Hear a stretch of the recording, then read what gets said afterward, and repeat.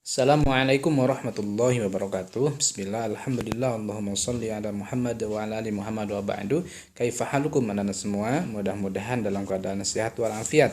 Materi pertama adalah Asmaul Husna. Sudah menjadi bahasa Indonesia, hanya saja berbentuk satu kata, jadi bukan frasa ya. Asmaul Husna. Jadi di sini husna berasal dari bahasa Arab. Bahasa Arab sendiri ini naat man'ut, frasa naat man'ut, dan di sininya harusnya ada al. Jadi al asmaul husna itu ejaan yang benar dalam bahasa Arab. End of mind dari pembelajaran kita ini, yang pertama jelas perilaku ya. Yana berharap setelah kita memahami dan belajar Asmaul Husna, kita memiliki perilaku yang bersandarkan kepada nilai-nilai kemuliaan Asmaul Husna. Apa saja profesi kita. Jika ke depan kita menjadi politikus, maka berpolitik dengan etika Asmaul Husna. Menjadi pembisnis, berbisnis dengan kemuliaan Asmaul Husna. Begitu. Itu harapannya. Nah, sebelum ke sana tentu kita juga harus memahami Asmaul Husna. Mulai dari maknanya, kemudian rahasia-rahasia Asmaul Husna. Kenapa Allah memberitahukan ada nama-nama selain Allah itu sendiri, begitu. Ini mirip ya logikanya, mirip dengan seorang presiden kepada anak buahnya, para menteri, memberitahukan bahwa saya mempunyai panggilan-panggilan khusus, begitu. Nah, para menteri harus mencari apa itu makna di balik nama-nama tersebut. Nah, mirip seperti itu. Dan Yana berharap juga setelah belajar Asmaul Husna ini menjadi tali teologi bagi kita. Artinya apa? Asmaul Husna itu sebagai tali yang mengikat dan menghubungkan antara hamba kita, abid, kepada Allah yang ma'bud. Seorang hamba harus mengenal sifat-sifat dan kemuliaan Robnya, maka Asmaul Husna itulah jembatannya, tali penghubungnya, dan akhirnya nanti menyimpulkan ikatan antara hamba dengan Allah. Itu, nah semua ya, mengawali dari sebuah pertanyaan. Corona, kira-kira kalian yakin nggak corona itu ada? Sementara corona bagi kita itu tidak bisa dijangkau oleh indera kita. Tapi yakin nggak bahwa itu ada?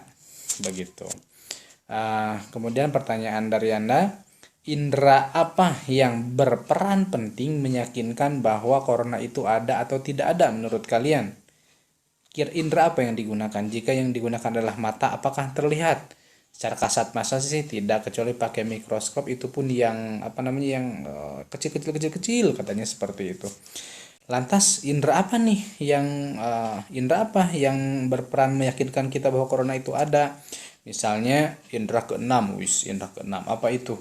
Mulai dari hati kita, akal kita, pikiran kita membenarkan adanya corona dengan apa? Ya fakta-fakta banyak yang ini itu dan sebagainya. Ini misal.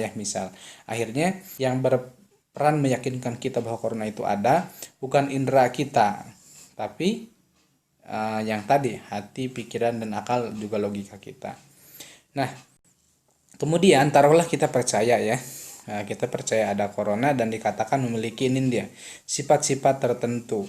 Misal bahwa gampang menyerang orang yang imunitasnya rendah, atau gampang menular dengan berjabat tangan misalnya. Nah, jika dikatakan ada sifat-sifat tertentu tadi, apakah kita akan bereaksi atau tidak? Kalau misalnya bereaksi mungkin begini, berarti saya harus meninggikan imunitas supaya tidak rentan terhadap virus. Berarti saya harus menghindari jabat tangan karena rentan tertular virus, terlebih dengan orang yang baru kita jumpai misalnya. Nah, itu adalah reaksi setelah kita mengetahui sifat-sifat dari corona. Anak-anak semua, maaf nih ilustrasinya mungkin mungkin ilustrasinya sedikit ekstrim. Tapi maksud Diana, bagaimana jika ilustrasi corona tadi merupakan kepercayaan kita kepada Allah? Kita percaya nggak adanya Allah? Indra mana sih yang membuat kita percaya? Apakah mata kita bisa melihatnya, tangan kita bisa merabaknya? Bukan itu yang berperan. Apa? Yaitu tadi pikiran kita, hati kita, akal kita, itulah yang mencerna keberadaan Allah. Nah, setelah kita percaya, dikatakan bahwa Allah itu memiliki sifat-sifat tertentu misalnya. Apakah kita akan bereaksi atas sifatnya atau diam saja? Ternyata Allah itu maha luas ampunannya, Al-Ghafur misalnya. Berarti kalau kita sudah berbuat dosa, maka segera meminta ampun, itu adalah reaksinya. Tapi satu sisi kita harus menghindari banyak dosa, menghindari perbuatan dosa. Kenapa? Karena Allah juga dzuntiqom, ya, yang bisa membalas kita dengan kejam begitu, syadidul iqab begitu. Itu adalah reaksinya. Nah, baik anak-anak semua. Selanjutnya kita ke definisi ya. Al-asma al-husna. Informasinya dari Al-Qur'an. Maaf jika tulisannya atau gambarnya kurang jelas. Walillahil asmaul husna fad'uhu biha. Kata Allah, Allah itu memiliki asma. Asma itu jamak dari ismun. Kita pernah belajar di tadarus arti ismun, bismillah itu ya, ismun nama. Allah memiliki nama-nama al-husna, itu bentuk mu'annas atau gender bentuk feminim dari kata hasanun. Hasanun itu bentuk feminimnya husna. Artinya nama-nama yang apa hasan? Baik, indah, begitu. Jadi asmaul husna artinya nama-nama Allah yang indah. Nah, ini kemudian yang perlu perhatikan nih. Sayang ya belum bisa garis bawahi. Fad'uhu biha, maka kita harus meminta kepada Allah, berdoa kepada Allah biha menggunakan asmaul husna. Sehingga pendek kata, kalau kita meminta kepada Allah sertakan asmaul husna. Misalnya mau meminta rezeki boleh dengan asmaul husna apapun, ya Rahman ya Rahim. Mau khusus rezeki misalnya ya Rozak, ya Fatah, ya Wahab, silahkan begitu. Nah, kemudian kata Rasul, ini adalah hadis bahwa Allah memiliki asmaul husna, tapi tidak dikatakan jumlah dan sebagainya. Ini ditafsirkan oleh hadis. Jadi hadis ini berperan sebagai bayan litafsir, menafsirkan Al-Quran. Innalillahi, sesungguhnya Allah memiliki, ingat ya, innanya pendek, sesungguhnya, bukan inna, nggak panjang. Kalau itu seperti musibah, innalillahi.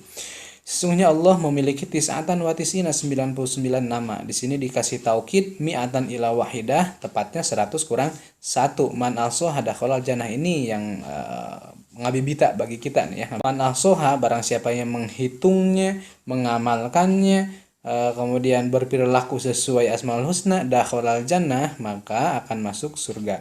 Banyak sekali tiket masuk surga.